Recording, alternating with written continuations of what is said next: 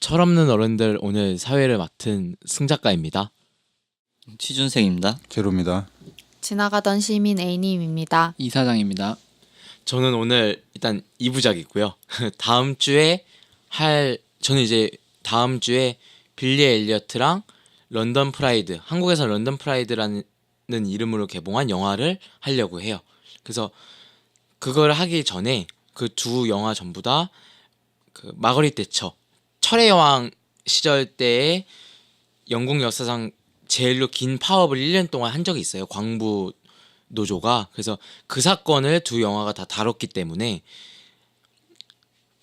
저는 오늘 그 시대에 대해서 일단 먼저 얘기를 해보려고 해요. 그래서 오늘 주제는 대처리즘에 대해서 해보려고 합니다. 신자유주의. 나와요. 그래서 설명 부탁드릴게요. 영국 사람들은 대처 그렇게 싫어한다는데. 네, 저도 싫어요. 저도 싫어요. 이거 알아본 뒤로. 근데 이제 여담이지만 저번 총선 그러니까 저번 대선 말고 저저번 대선 때 그 마거릿 대처의 리더십, 한국도 그렇게 가야 된다라는 책이 엄청 많이 나왔다고 해요. 아 정말? 2012년도에. 처음 들어보는데. 그 이명박 대통령 때. 그죠. 네. 그때 이제 다음 대통령을 뽑기 위해서 그렇게 뭐 그렇게 많이 마케팅을 경제 대통령. 그죠. 네. 많이 마케팅을 한국도 그런 식으로 가야 한다.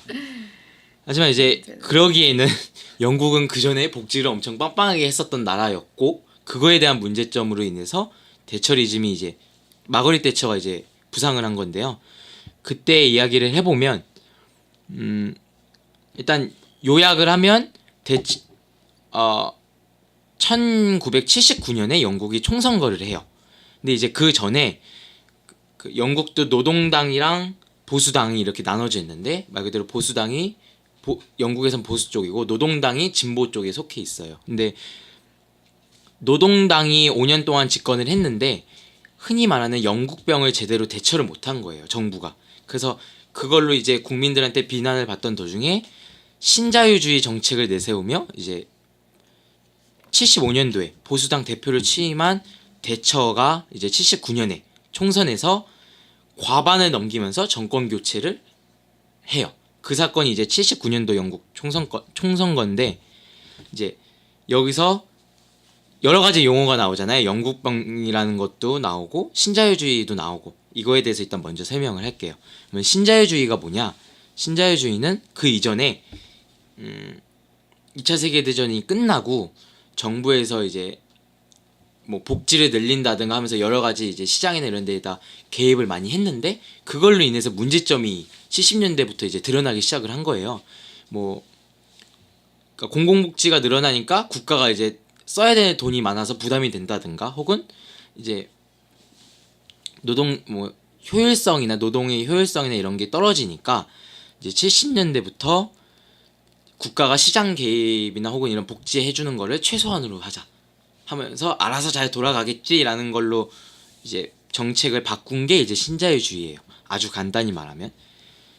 근데 이제 신자유주의의 그러면 좋은 점은 뭐냐? 긍정적인 효과는 경쟁 시장의 효율성 및 국가 경쟁력을 강화해 준다라는 효과가 있는데 반면에 이제 민영화 원래는 국가가 다 기업들을 이제 중요한 기업들을 관리하면서 했던 거를 이제 민영화함으로써 실업과 불황이 생기고 그로 인해서 이제 빈부격차가 확대된다라는 게 간단히 말한 문제점이에요. 신자유주의.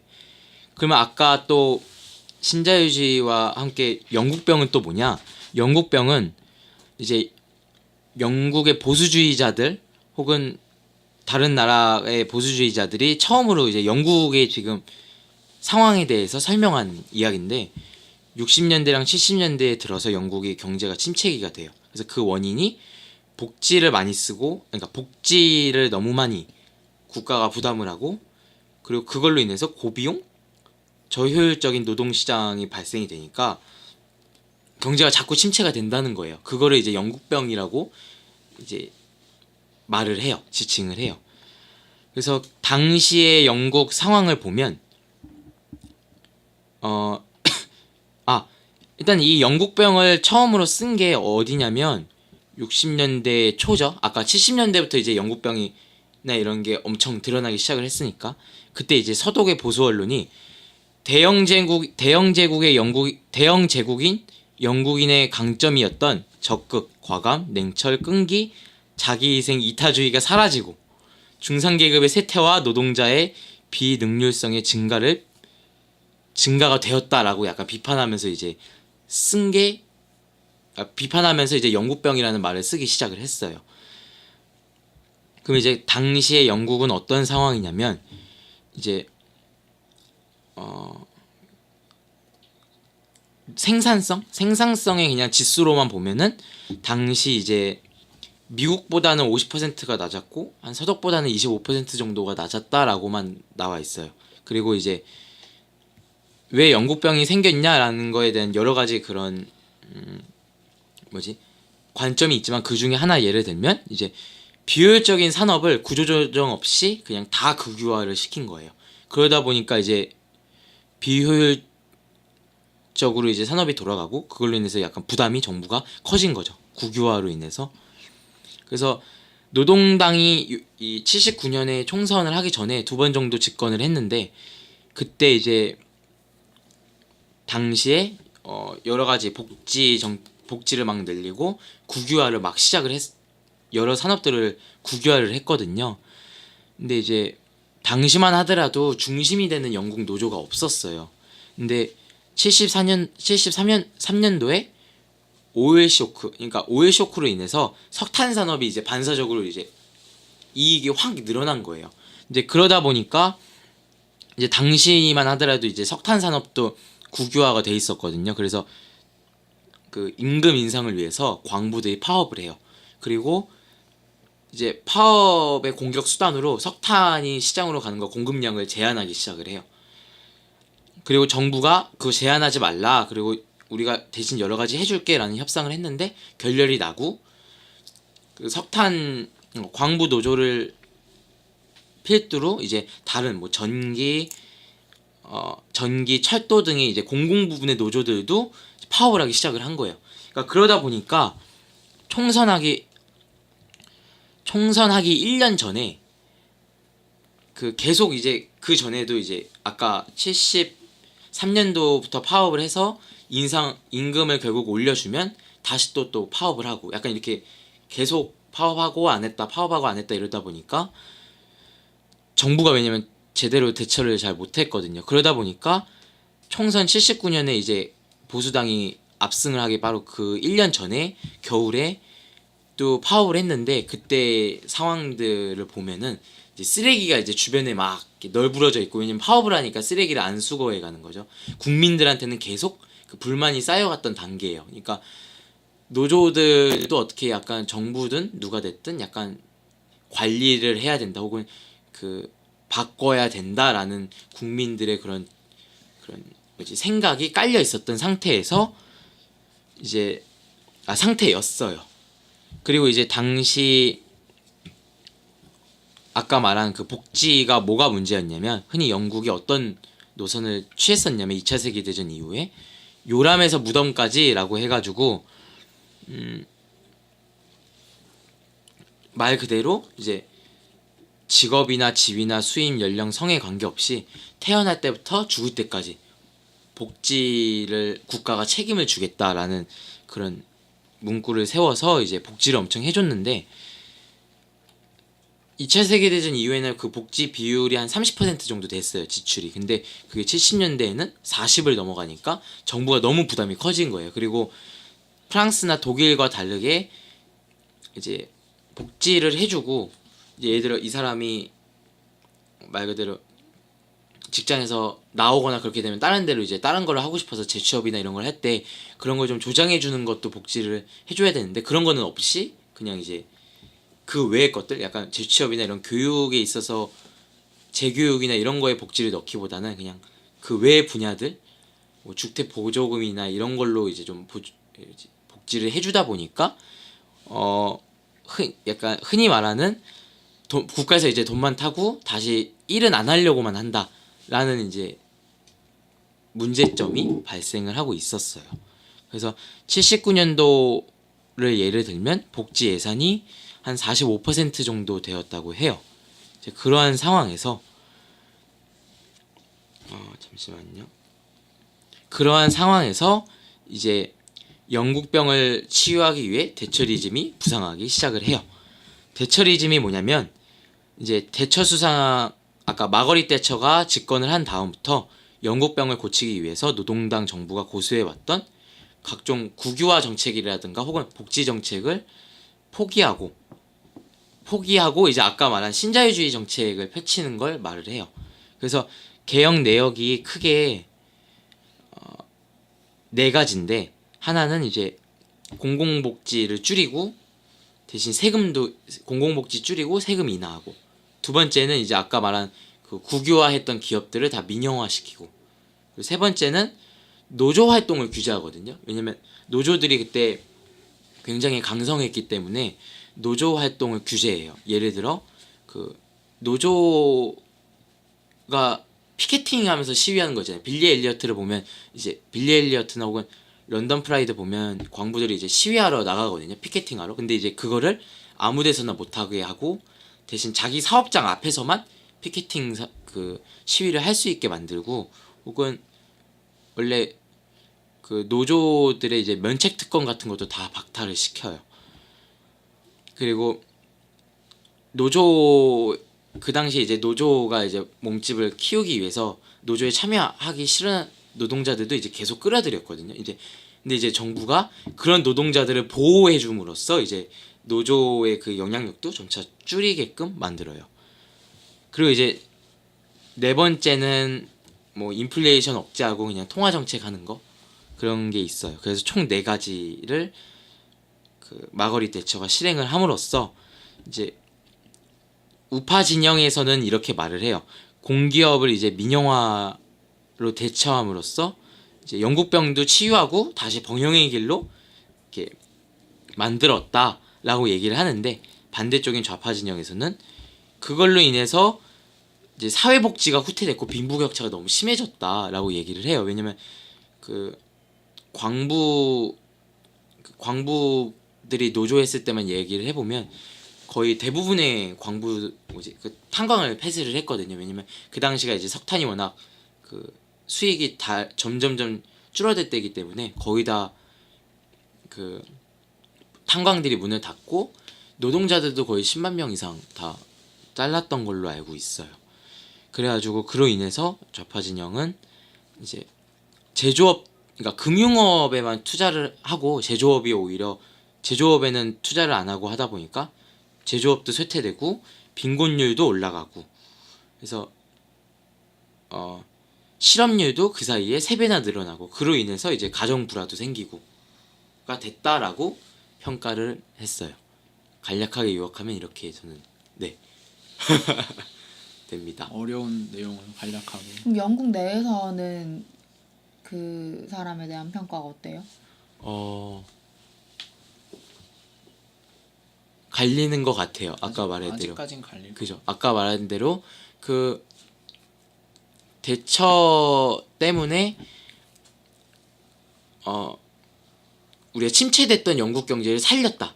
대처가 그렇게 얘기를 하고 반대쪽에서는 그로 인해 그러니까 대처로 인해서 양극화가 너무 심해지고 복지도 줄어들고 말 그대로 실업률도 너무 늘어났다라고 평가를 약간 극단적으로 어떻게 보면 서로 갈리는 것 같아요. 우리도 명박에 대한 평가가 갈리나요? 우리나라도?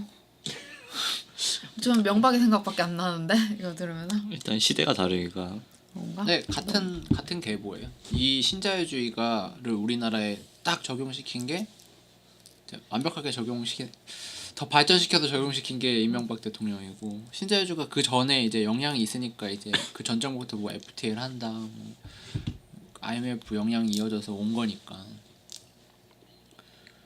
근데 사실 그래도 영국은 당시만 하더라도 약간 복지가 원래 많았는데 그거를 이제 줄인 걸로 간 거잖아요. 근데 한국은 약간 원래 없었는데 약간 그걸 더 줄인 듯한 원래 게 아닐까. 빈부격차가 심했는데 더 빈부격차가 심해진 거야. 복지는 그러니까 여기선 원인을 복지병이라고 잡은 건데 그죠.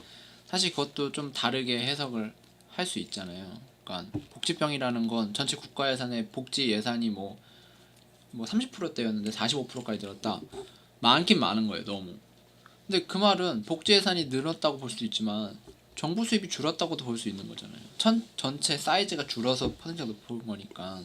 근데 이 신자유주의가 등장하기 직전에 대부분 사회 현상이 제가 보기로는 뭐 제가 본 거지만 정부 수입이 줄어요. 그래서 복지 지출이 너무 과다하다라는 말이 나오죠. 그럼 정부 지출 주는 건 뭐냐? 특정 세금을 많이 내야 되는 사람들의 세금이 이제 깎여 나가. 감세를 해주는 거 조금 야금야금. 그러니까 수입이 깎여 나가는 거죠. 우리나라는 반면에 복지병 이런 문제가 아니라 우리나라는 이제 전 대통령이 무슨 망한 뭐라고 했죠? 경제를 망치는 대통령?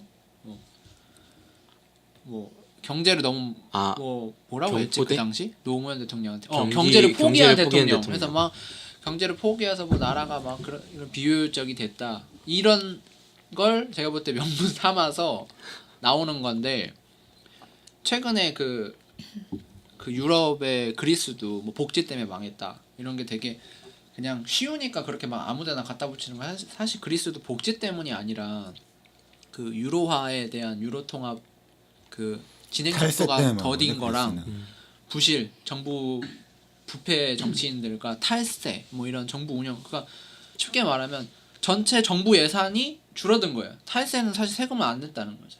그러니까 복지 비중이 커지게 보이는 거죠. X로는. 그런 게 문제지 복지가 문제는 아니에요.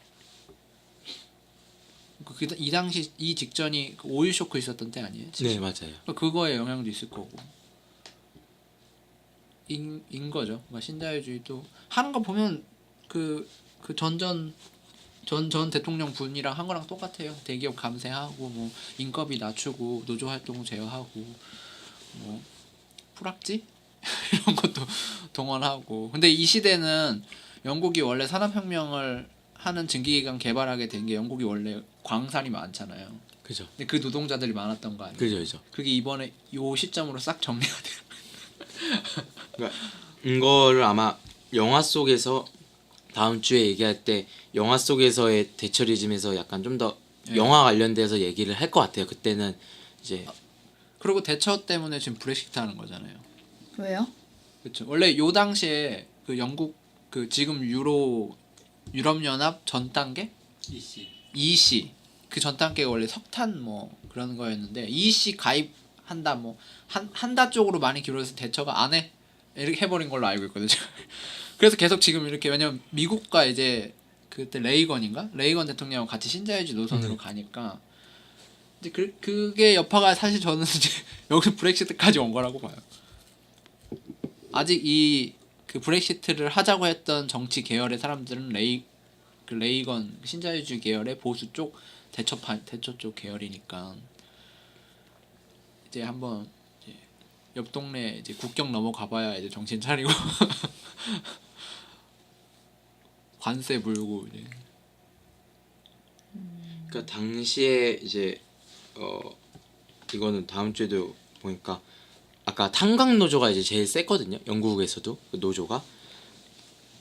근데 이제 20만 명이었는데 노동자가 그때 일하는 사람이 20만 명 정도 됐는데 이제 대처가 이제 다 결국에는 그 탄광 노조가 1년 동안 파업을 하다가 결국에는 완전 졌어요. 대처가 이겼는데 20만 명이었던 노동자가 나중에는 한 5천여 명 정도로 팍 광부들이 남게 되거든요. 그러니까 19만 5천 명이 다 잘려 나갔으니까 그만큼의 실업률도 증가하고 이제 그걸로 인해서 불화도 생기고 가정에서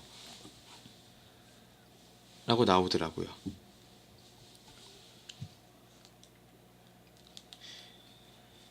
그리고 이것 때문에 이 철강도 다 구조정을 했거든요. 이 석탄 전에. 근데 철강이랑 그 석탄이 그 스코틀랜드 그쪽이랑 이제 잉글랜드인데 저도 찾아보고 이러다 보니까 이거 여파로 스코틀랜드가 이제 그 석탄이 이런 것 때문에 그런 거를 이제 노동자들이 다 잘라 나가니까 경제나 이런 게 팍 죽은 거예요. 이제 그래서 그거 여파로 요번에 독립투표 그때 몇 년 전이죠. 그때 그 찬반을 논하게 된 것도 그거 여파라고 하더라고요.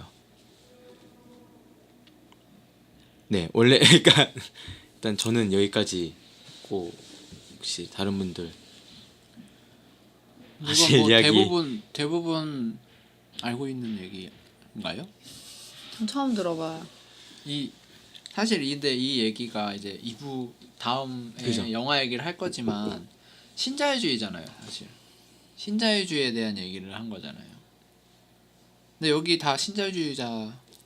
신자유주의를 제대로 실험한 나라가 체코예요. 우리나라 아니에요? 체코. 아직 계속 하고 있는 그러니까- 거죠. 경험하고 있는 것 같은데 체코가 이제 아옌데 정권이 있다가 그 미국에서 지원을 해가지고 피노체트 정권으로 넘어갔잖아요. 피노체트 정권으로 넘어간 이후에 아, 그 미국이 시키는 대로 다 했어요. 저 뭐 미국이 그러면- 안 쳐주니까 안 쳐준 지금 거 어떻게 잘해. 됐어요? 그래서 체코의 가장 큰 문제점은 그 당시에 뭐냐 빈부격차가 어마어마하게 계속 늘어났어요. 그러면서 어려운 사람은 더 힘들어지고. 그러니까 신자유주의 이론대로 그대로 하면 그렇게 되는 거고. 저번에도 한번 얘기한 적 있지만 박정희는 빨갱이에요. 어? 그럼 어서 어떻게 할 수 있냐면 독재했죠. 첫 번째 독재, 북한 독재하고 있죠. 어? 그리고 우리가 신자유주의에 완전히 반대되는 중앙 집권적 계획 경제 체제를 움직였잖아요. 박정희 때. 그러면서 경제가 발전을 했죠. 근데 그 당시에 그 중앙 집권적 그 박정희가 했던 그 경제 구조가 스탈린이랑 구조랑 똑같아요. 그러니까 공산주의에서 한 경제 발전 구조, 경제 개발하고 박정희가 한 거 똑같고. 관영 계획주의 자본 관영 자본주의. 관영 자본주의 그리고 계획 경제. 지금 관영 중국이랑 자본주의 똑같은 계획 거 아니에요? 경제. 그리고 우리나라에 은행이 사실 몇 개 없잖아요. 우리 은행 개수대 얘기하면 다 알잖아요. 그게 우리나라 같은 경우 은행이 굉장히 적은데 관치금융이기 때문에 그런 거거든요. 사실상 우리나라가. 그러니까 우리나라 뉴스 보면 아파트 뭐 대출할 때 LTV, DTI 규제가 막 나오잖아요. 그게 어떤 법에 의해서 하는지 알아요? 금융 아니에요. 상법 DTI, LTV, 뭐 DSR 이런 규제하는 게 법이 없어요. 은행은 그걸 따라야 될 이유가 전혀 없어요. 법적으로. 근데 왜 따라요? 관치금융이니까. 아, 관조금융이 뭐야?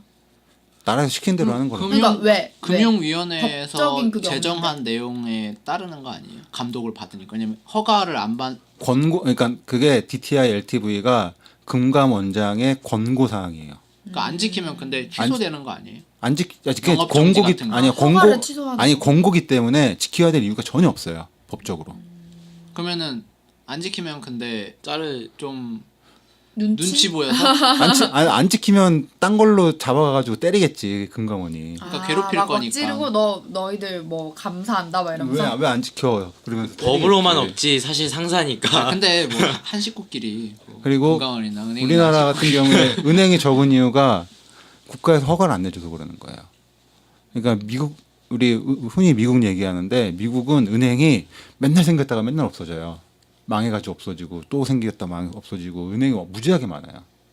우리나라 은행이 그렇게 못 생기잖아요. 관치금융이라서 그런 거예요. 그때부터 내려온 거. 그리고 박정희는 남로당 간부였죠. 남조선 노동당의 아니 뭐 친일파도 지금 하고 그것도 하고 뭐 온갖 거 다 했네. 바빴어. 그러니까 양쪽을 다 왔다 갔다. 그래서 저번에 한번 얘기한 분이야, 것처럼 아주. 우리나라도 그렇고 일본, 싱가포르, 대만 다 독재한 나라들이 경제를 빨리 일으켰어요.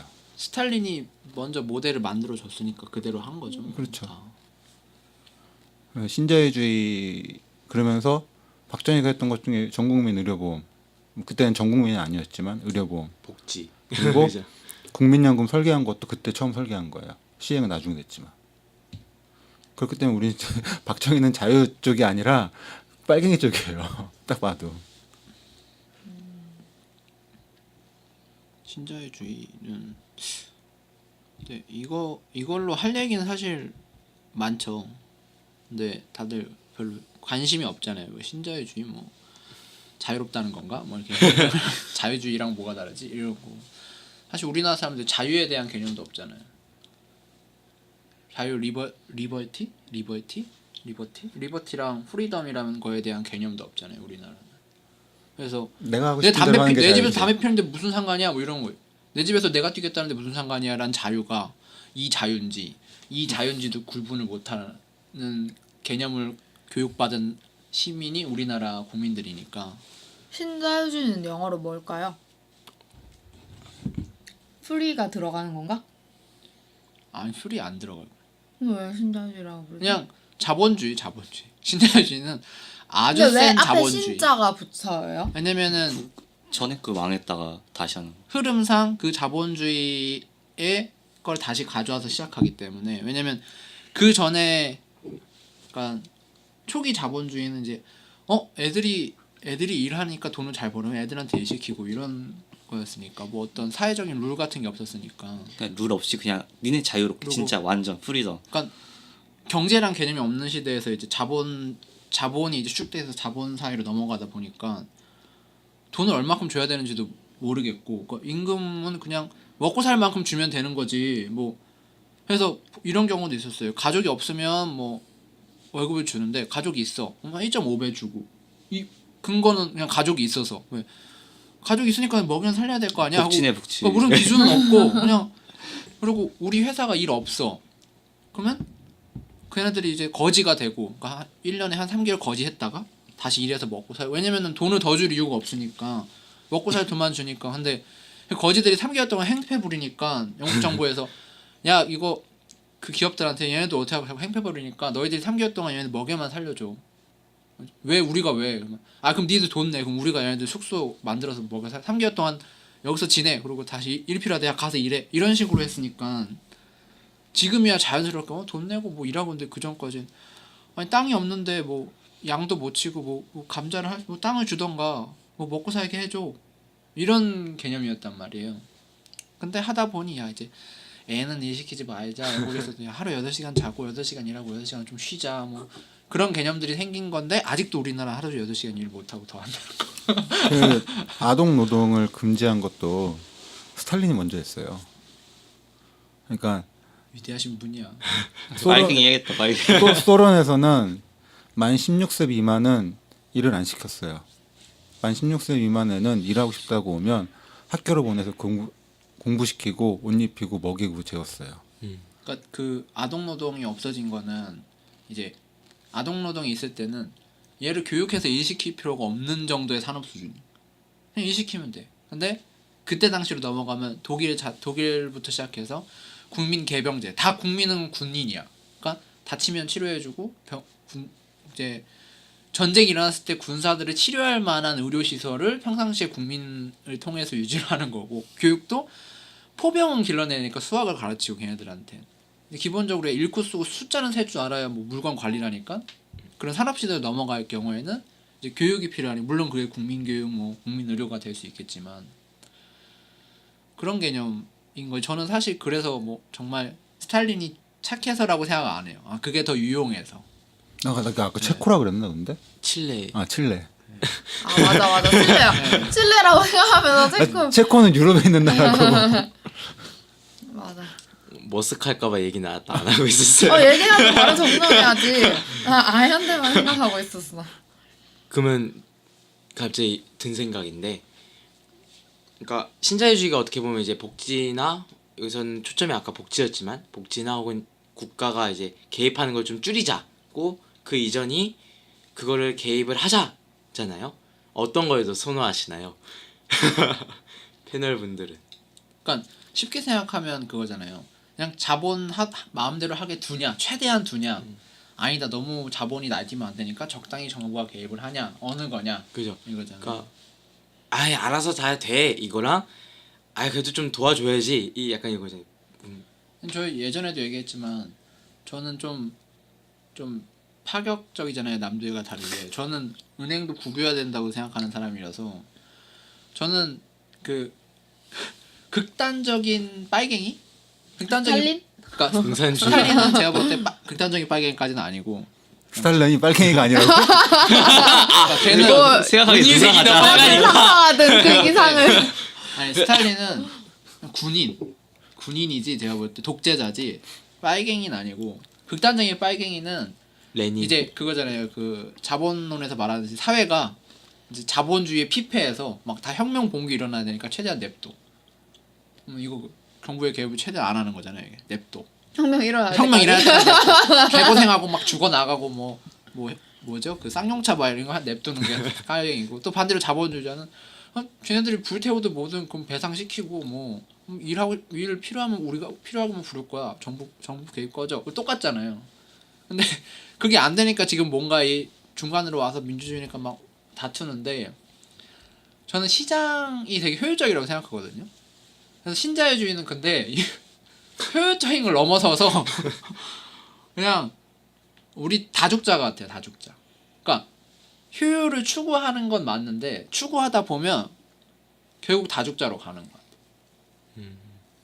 그래서 저는 그러면은 다 시장에 냅두는데 전 세금도 올리는 것도 안 좋다고 생각하거든요. 전 세금은 없애야 된다고 생각하는데 다 시장에 넘기되 대부분 다만 정부의 개입을 뭐 많이 하냐 적게 하냐 정부가 할 부분이 있고 시장이 할 부분이 있다고 나눠지는 거예요. 정부가 할 부분은 그 사회 간접 자본, 뭐 철도, 뭐 KTX 민영화 이런 거 하지 말고 세금 내서 하는 거죠.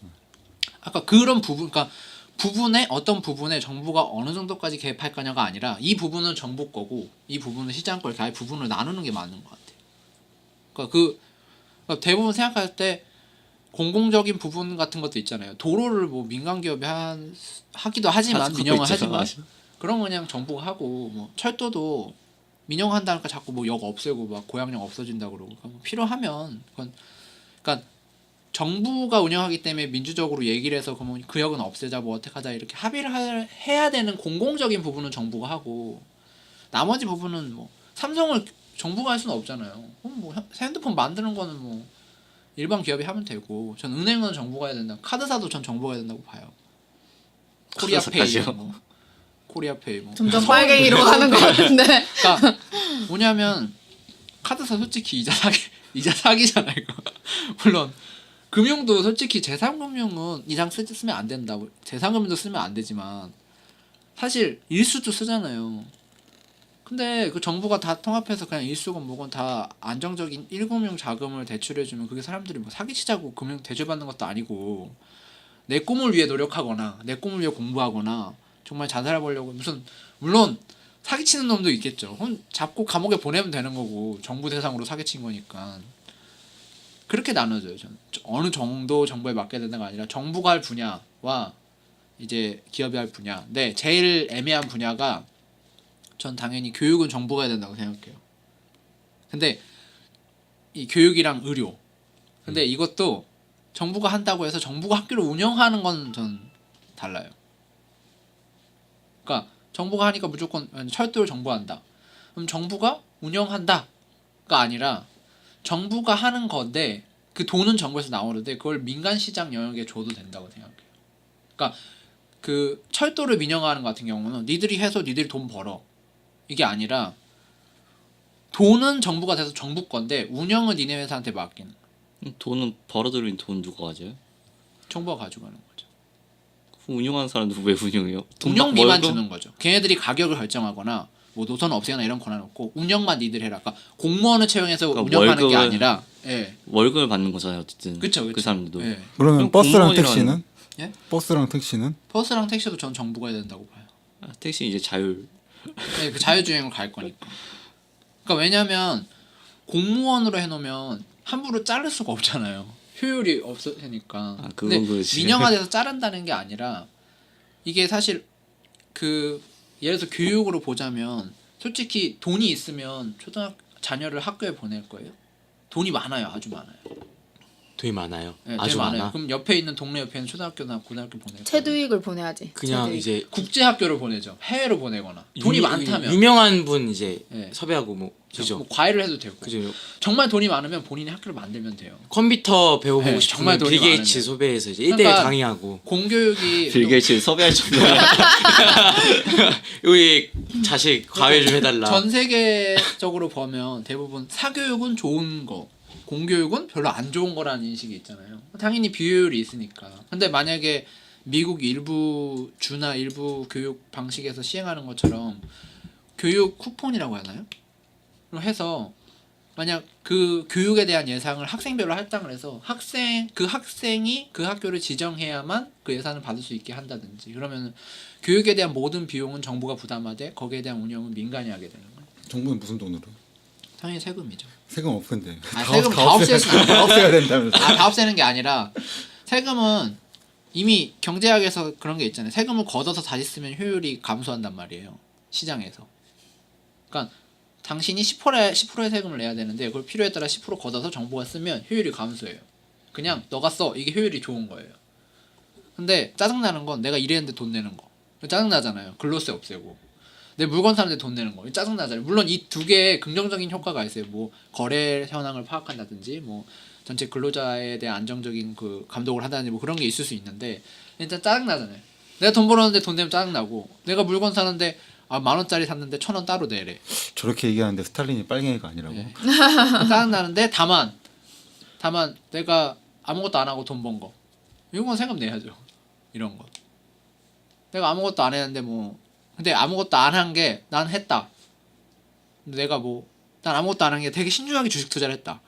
아니 근데 신중하게 기다렸다. 신중하게 내 돈을 얻고 신중하게 금을 사고 기다렸다. 뭐 이럴 수는 있는데 비트코인 존버했다. 약간 네, 그런 거 엄청 힘들었다. 존버하는 거나 진짜 흔들렸는데 이런 것도 있긴 한데 그 영역은 이제 말하기 나름인 것 같아요. 그 영역에 대해서는 딱 어느 정도 참여하냐 안 하냐 이런 것보다. 그리고 뭐 그래서 저는 교육 의료는 당연하지만 주택이 문제인 것 같아요.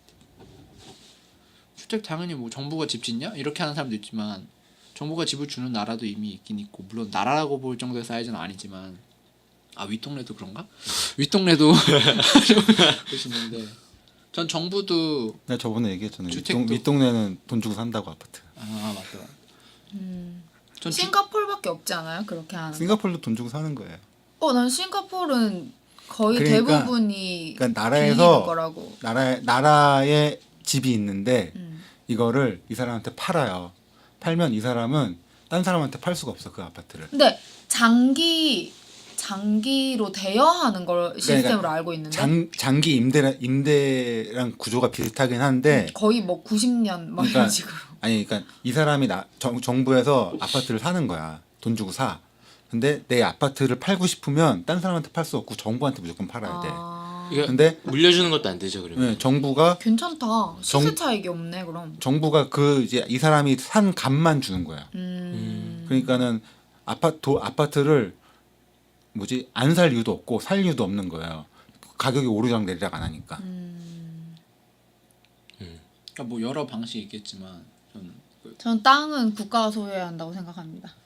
그러니까 뭐 땅도 뭐 재개발하니 뭐 여기 뭐 상수원이 있니 뭐 환경 하니 뭐 내 땅 내가 파겠다는데 뭔 말이야 이렇게 할 수 있죠. 내가 내 땅에 뭐 폐기물 버리겠다는데 물론 그런 거 안 되지만 뭐 그런 의미도 있고. 땅을 국가가 소유해야 된다고 생각하는 저분 헨리 조지의 진보와 빈곤 한번 하는 게 어때요? 그게 뭐지? 전 처음 들어보는데? 헨리 조지의 진보와 빈곤이라는 책에 보면 잘 나와 있어. 거기. 제가 그 책을 읽어보긴 할게요. 이해할 수 있을지 모르겠지만 아니야 그러면 안 할래. 그거 무기 아니에요 그거? 전 그렇게 독서를 할 수 없어요. 그러면 다른 패널 분들은 어떻게 생각하세요? 아까 그러니까 국가가 복지나 혹은 시장에 개입을 많이 해야 된다. 아니면 아예 알아서 내두자 중에. 근데 다 해야 된다 아닌가? 어느 정도는 해야 되고 그 분야나 뭐 이런 부분의 경계에 대해서는 나름 생각이 다 다르겠죠? 전 거의 동의하는 것 같아요. 불로소득에 대해서 세금 거두고 근로세 거두거나 하는 건 진짜 짜증 나긴 하고 얼마나 낸다고? 많이 내요. 아니 많이 벌면 많이 내죠. 아직 많이 안 벌지만 나중에 많이 벌 거니까 우리는. 많이 안 벌어도 짜증 나는데. 이게 그리고 네. 저번에도 내가 얘기했지만 한 250만 원 정도 월급으로 따졌을 때 한 250만 원 정도 되는 사람은 자기가 소득세 이렇게 낸다고 생각하지만 소득세 내는 거 다 돌려받아요. 연말정산하면. 어떻게 쓰느냐에 따라 다르죠. 못 다르긴 들려가는 한데 사람도 있죠. 거의 대부분 네. 돌려받아요. 그리고 저축, 뭐 엄마 아빠 3천 집에서 살면서 저축 열심히 하면 다 뱉어야지. 그럼 만약에 유럽처럼 한 40%를 떼가요. 번 거에. 근데 복지는 괜찮은 것 같아요. 근데 버는 돈에 한 4, 50을 가져간다면 어떠실 것 같아요? 그러니까 세금을 그 정도 가져가는 대신 복지나 이런 거 해줄게. 그러니까 저는 제 월급에서 얼마를 떼가느냐 보다 그러니까 사실 월급에서 이제 한국에서 이만큼 떼가는 게 짜증 나는 거예요.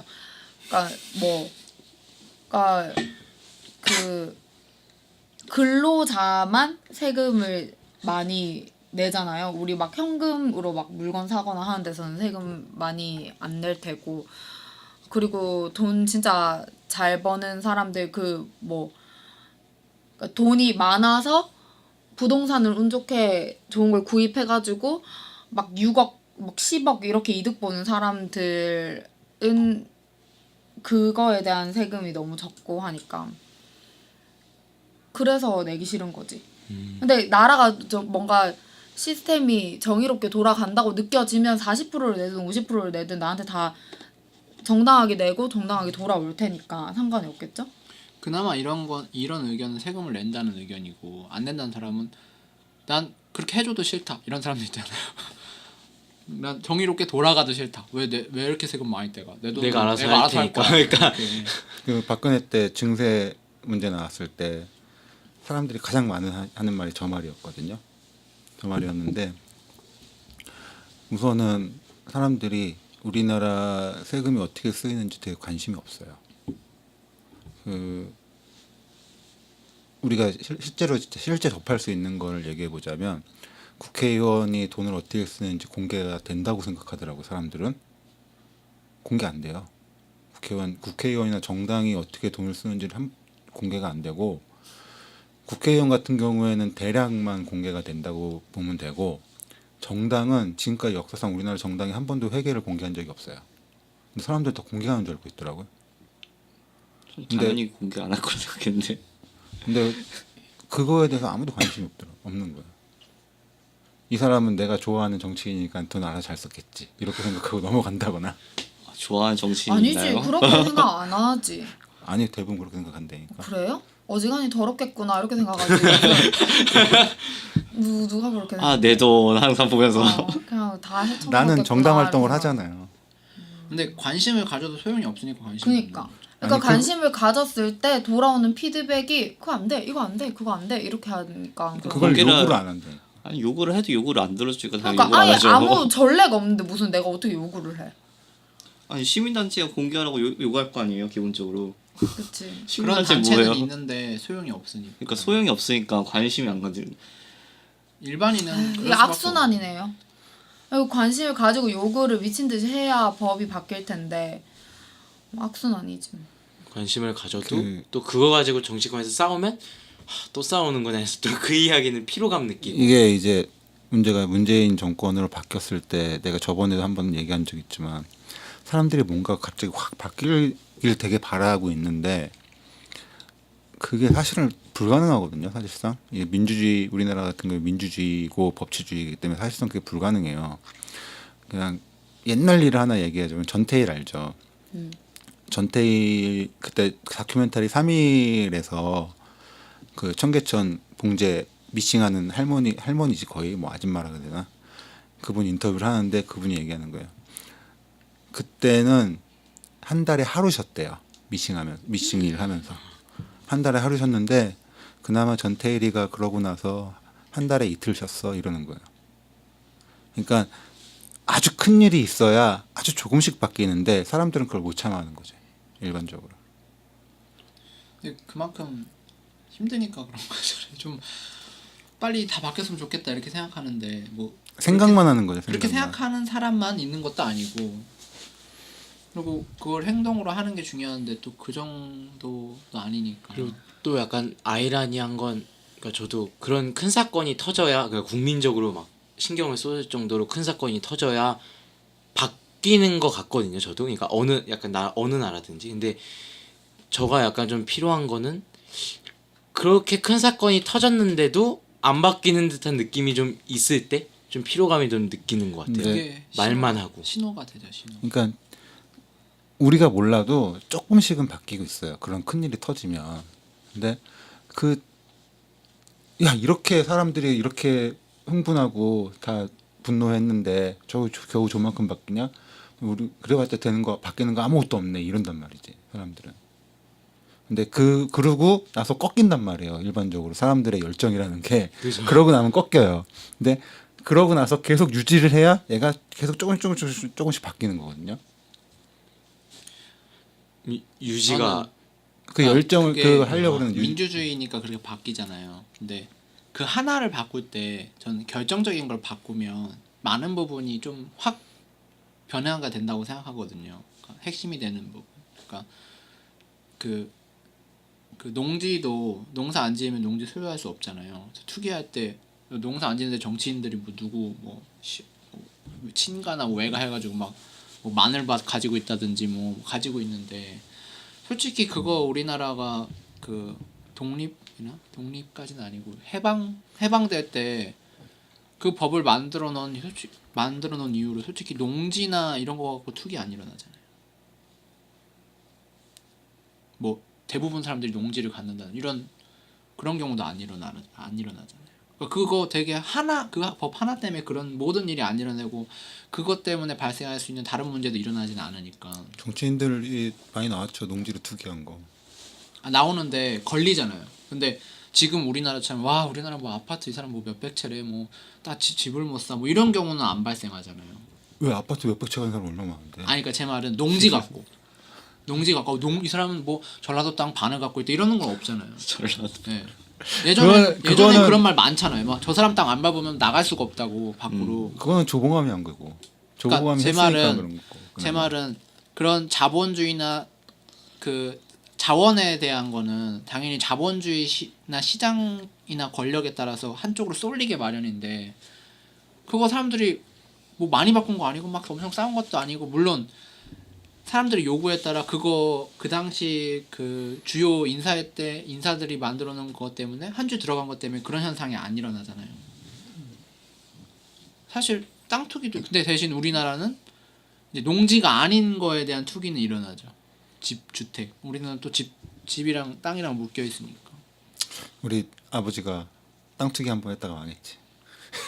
망한 사람도 있지만 아니면 안 되겠다 하고 팔았는데 그 다음날 올라간다든지 뭐 그럴 수 있는데 전 주택도 그렇게 했으면 좋겠어요. 농지처럼. 그냥 딱 사례가 있잖아요. 농지 관련돼서 이런 법을 만들어 놨더니 농지에 대한 투기가 안 일어나는데 그럼 주택에 관련돼서 이런 법을 만들어 놓으면 주택에 대한 투기가 안 일어날 거 아니에요. 그 싱가포르나 그런 것처럼 아니 오를 일도 없고 내릴 일도 없는데 내가 왜 사? 뭐 이런 것처럼 지금은 오를 일 내릴 일이 크니까 변동폭이 클수록 이건 로또다 하고 사는 건데 그걸 제정할 수가 없으니까 지금 이러고 있는 거죠. 그렇죠. 근데 뭐 여러 가지를 할 때 그거 하나를 만약 한다고 하면 물론 난리가 나겠죠. 야 어떻게 주택을 사는 사람만 사냐 말이 되냐 왜 이렇게 되겠지만 그게 이제 그거는 노태우 때 그거 했다가 헌법재판소에서 위헌 판결 받았잖아요. 헌법재판 왜 위헌이래요? 재산권 재산권 침해. 내가 살 수 있는데 못 사게 하니까. 근데 뭐 세금을 더 때려. 그 재판관께서 집이 이렇게 많으시니까 솔직히 집 많은 사람들 다 고위 관료도 집 많을 거 아니에요. 많다기보다 하나는 아닐 거 아니에요. 두 개 때부터 한 솔직히 그 새끼가 역사를 말아먹었고. 솔직히 돈이 조금 있으면 집 사고 싶지 않아요? 집 오를 때 만약에 서울에 집을 살 수 있는 돈이 있어요. 사고 싶지 않아요 서울에? 당연히 사는 거 당연히 아니에요? 사는 거잖아요. 그러면 그분들이 그 돈이 없겠어요? 없으면 어떻게든 만들어서라도 사겠죠. 게다가 오를 때 정보도 더 얻기 쉽고. 근데 내가 샀는데 정부가 뭐 집값을 잡아? 절대 안 될 일. 그리고 그거는 뭐 고위 관계직 빼고도 서민들도 꿈이 있으니까 그쵸. 그거에 다 반대하니까 지금 또 열심히 일해도 솔직히 집을 살 방법은 집을 사는 것밖에 없어요. 집을 살려면 일단 집을 사야 돼. 집을 살려면 집을 사는 방법. 간단하네. 돈 버는 방법은 돈을 벌 수. 돈을 벌 수밖에 없고. 돈을 벌면 돈이 오니까. 살려면 집을 살 수밖에 없어요. 월급 갖고 안 되겠네. 어떻게든 집을 사야 되겠구나. 일단 사놓는 게 집 살 돈이 없으면 아무리 봐도 이득이야. 집 살 돈이 없으면 열심히 주식을 한번 해볼까 이렇게 고민을 하고 안 된다 그럼 로또를 하는 거야. 속 시끄러운 세상. 로또부터 시작 아니에요? 로또는 로또가 꾸준히 시작. 하고 있는데 좀 몰입해서 한다는 거죠. 이 정도. 어떤 사람이 3년 동안 12시간씩 공부한다는데. 그러면 이제 다음 주에 네. 좀 더 빌리 엘리어트랑 런던 프라이드 얘기하면서 더 얘기를 할게요. 현실 얘기랑 와닿네요. 감사합니다.